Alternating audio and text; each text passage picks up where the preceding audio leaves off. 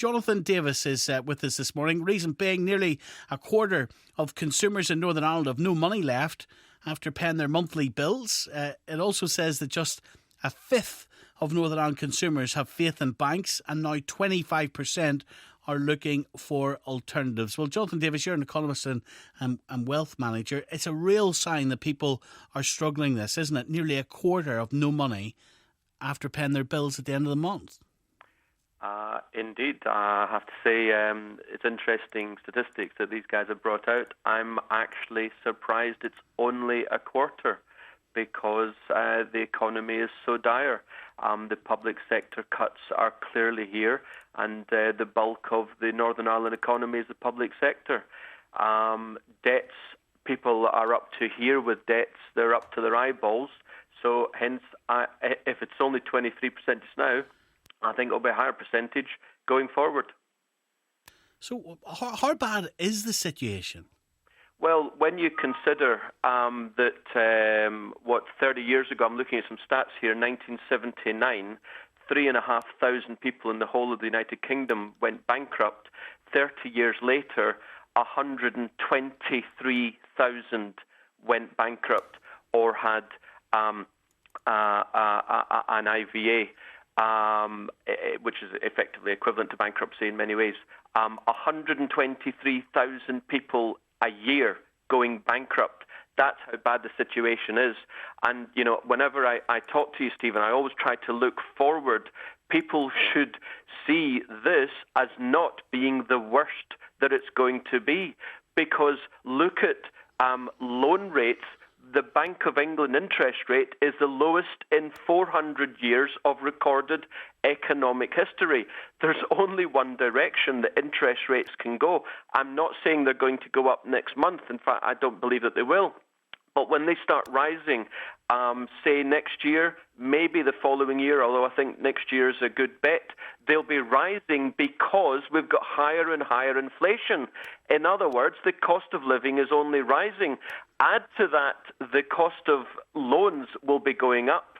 Well, that's how bad it's going to be. You're the merchant of doom.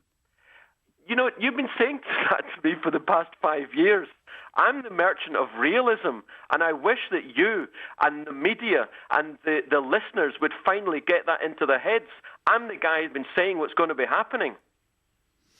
55% of Northern Ireland consumers, just looking at this survey by Mintel, more than 1,000 people aged over 15, surveyed in May 2011, May of this year. 52% are concerned about rising grocery bills. 55% are worried about rising utility bills. And it isn't going to get any better. You know, they're talking about... 36% of Northern Ireland consumers have confidence in themselves to get through the economic downturn. They have confidence in themselves. That's compared to 13% who are confident that the government will help them through it. Yeah. 36% are confident they'll get through. 64%, therefore, are not confident they'll get through.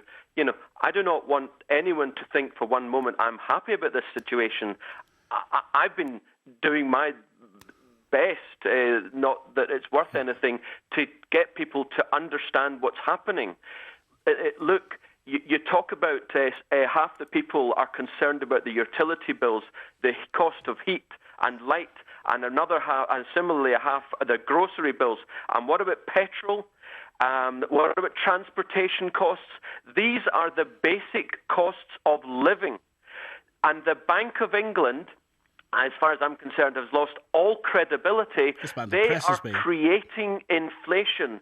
They are creating these higher prices, which means that we will get higher prices for years and then higher interest rates as well.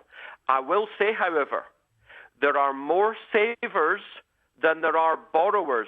As far as I'm concerned, they should be hiking the interest rate today, and they should be allowing savers to start spending because the savers are losing out because of Bank of England policies. I always feel like I'm back to bed after listening to you. Well, you know, if only the government or the Bank of England would do any of the following, it would help us in the long term. They should let the bankrupt banks go bust. They should cut public spending aggressively because it's lame so far. and they should switch taxation from productive areas, wealth creation areas, in other words, income, capital gains and corporation taxes, and move it to property taxes because they produce no wealth whatsoever. If they did those, there'd be a shock to the system, and that's what everyone is shouting to your radio right now, for a year or two. But I tell you, Stephen, and every listener should get this, we are in a depression now. We have gone down route B, 20 years of depression. All right. Well, listen, my route A would be 2 years hard shock, then we could grow. I wish I could say it was nice talking to you this morning. Jonathan, thank you very much indeed. 25 past 10.